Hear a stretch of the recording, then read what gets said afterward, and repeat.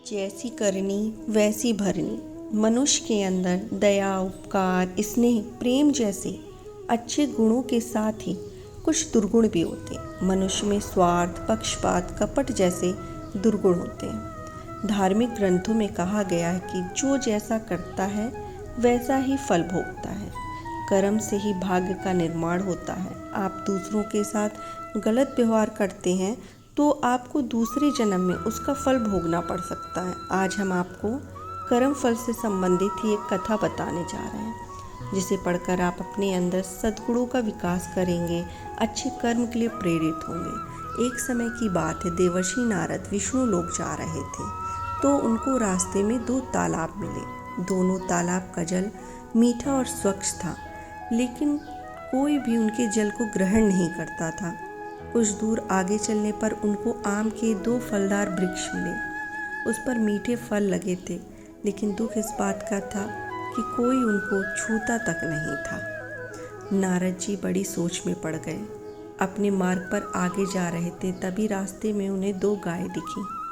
दोनों ने नारद जी को बताया कि वो दोनों दुखी हैं, क्योंकि उनका दूध तो बछड़ा भी नहीं पीता। ये सभी बातें सोचते हुए नारद जी भगवान विष्णु के पास पहुँचे और तालाब, पेड़ तथा गायों के दुख को बताया।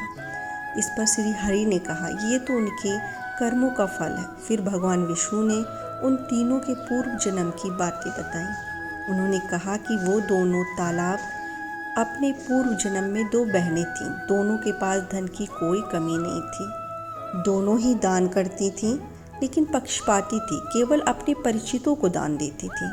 नारद जी ने उनके उद्धार का उपाय पूछा तो भगवान बोले, जब उनके जल से खेतों को सींचा जाएगा और लोगों का कल्याण होगा। फिर उन्होंने बताया कि आम के दोनों वृक्ष पूर्व जन्म में बहुत बड़े ज्ञानी तथा विद्वान थे। उनका दुर्गुण ये था कि वे स्वार्थी थे और अपना ज्ञान किसी को नहीं देते थे। उनके ज्ञान से मानव समाज को लाभ नहीं मिला। विष्णु जी ने कहा, उन दोनों वृक्ष का उद्धार तभी होगा जब उनके फलों के बीच से बाग लगाए जाएंगे, उनके फल दूसरों को खाने को मिले। ऐसे ही जीव उन्होंने उन दोनों गायों के बारे में भी बताया। वे दोनों गाय पूर्व जन्म में महिलाएं थीं। वे केवल अपने पति तथा बच्चे का ही ध्यान रखती थीं। वे दोनों संकीर्ण सोच की थीं, उनमें छल कपट था।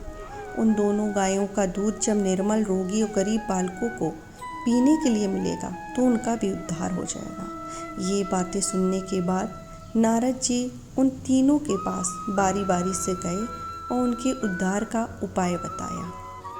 फिर तीनों ने बताए अनुसार ही व्यवहार किया। उसके बाद उनका उद्धार हो गया और उनके सारे दुख दूर हो गए।